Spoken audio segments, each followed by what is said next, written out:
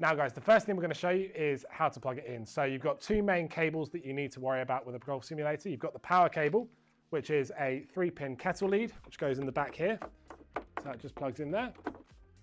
And then you've got an HDMI. Now at the other end of the HDMI is your laptop or whatever device you're using to run your simulator. So if you've got an iPad, you'll need a converter, and that goes into HDMI 1.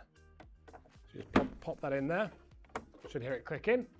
Now you've got spare HDMIs on most projectors. We're using a Panasonic here, so there's one spare HDMI.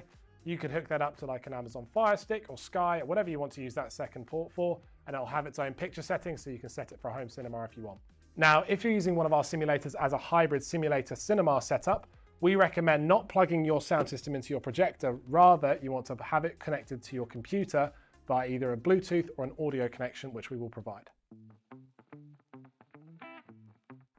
Right guys, the second thing we need to talk about is the lens. There are two main things you need to worry about, and that is the focus and the zoom. Now on the Panasonic, both are right on the lens cover here. So you've got the zoom and you've got the focus. So you have to adjust both to suit each other. So if you zoom in, you're going to have to change the focus to sort that.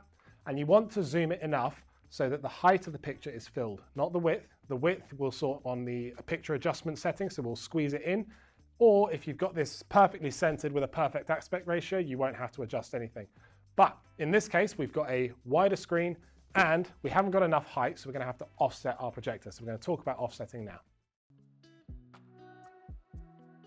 Now, to offset a projector, that basically means you're going to move the projector right or left in the room so that you don't have a shadow on the screen, because we don't want to see that. We don't want to see my head on the screen when I'm playing golf.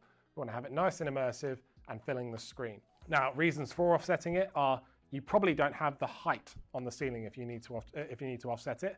So you're moving it across so that you're able to project past the person rather than over the top of them. Now, knowing where to offset it is a bit of a playing game. So once you've got it turned on, you can adjust that and move it around. So we've got it on top of a little cabinet here.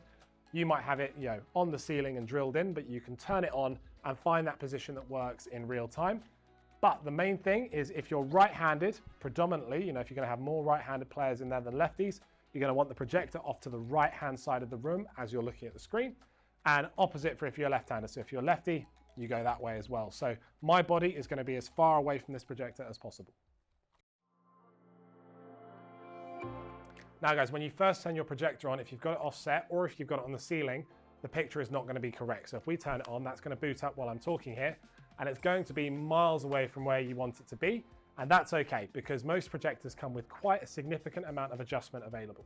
So this Panasonic, we're going to use picture adjustment, so screen adjustment, and we're going to move the corners to where we need them. So that's called corner correction. Now guys, the first thing you'll notice is that our focus is way off here.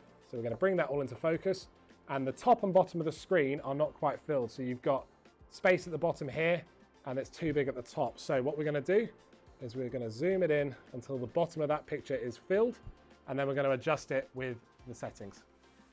Now, first thing to check before you've even adjusted the picture is there any shadow on the screen where you're going to be projecting? Now, my shadow is off screen here, which means our projector image, once we've got it adjusted, is going to be nice and clean. Now, the way you adjust the screen is going to be different depending on what brand of projector you've got. However, for the Panasonic, we're going to show you this. It's our most used projector, and it's our preferred one as well because of how much adjustability you've got. So first step, we're going to go into the menu, and we're going to go to position, and then we're going to go to screen adjustment. Now, this is going to be called a few different things, but most of them say position and screen adjustment, and then the one you're looking for is corner correction. So once you're into corner correction, you can start dragging and dropping your screen to where it needs to be.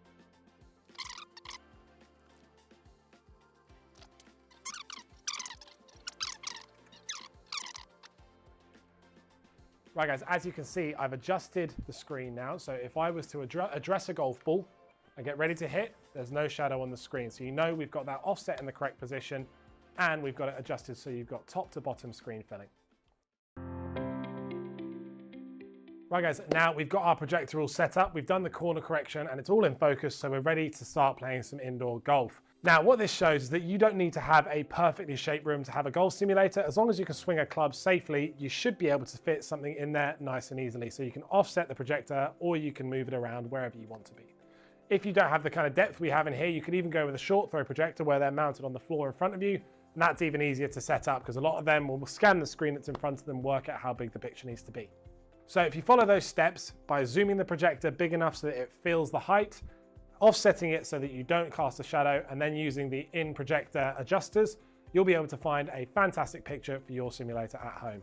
If you've got any further questions or you need some help setting up your projector, please feel free to give our sales team a call. They're on 01483 26679 and they should be able to help. Now we've got our simulator all set up here. We've got our projector done. We've got our enclosure built. So we're going to get down to hitting a few goal shots in our new SimSpace enclosure. Cheers for watching.